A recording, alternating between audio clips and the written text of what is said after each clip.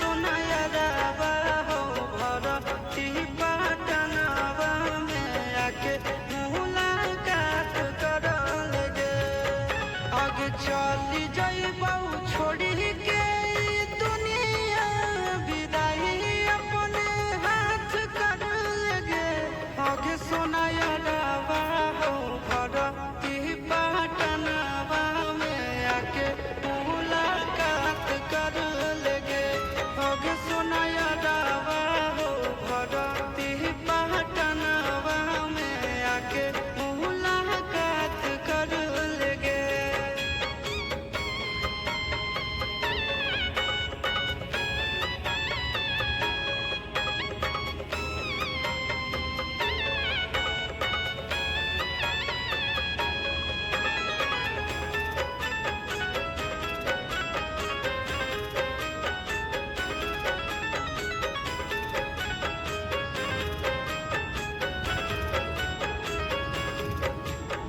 मरे घर पनिया पिलाई दी है जान गे।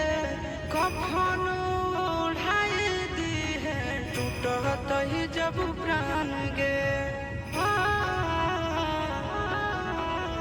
मरे घर पनिया पिलाई दी है जान गे। कफन ओढ़ाई दी है टूटत ही जब प्राण गे।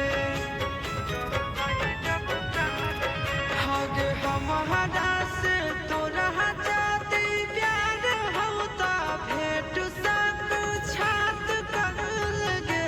आगे सुनाया रावा हो भरती पटनावा में आके मुलाकात करल गे।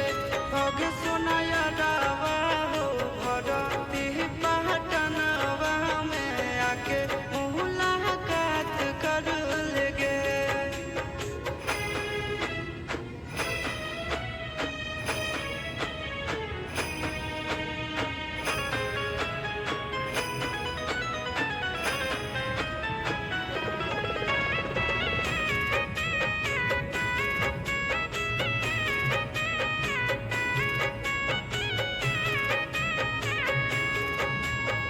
डॉक्टर जवाब दिलकै बुलावा अइलै मौत के।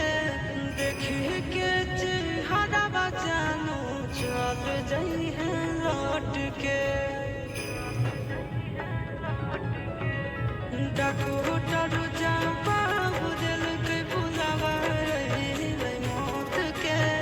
देखी के चेहरा जानू चल जइहे लौट के। आगे अमन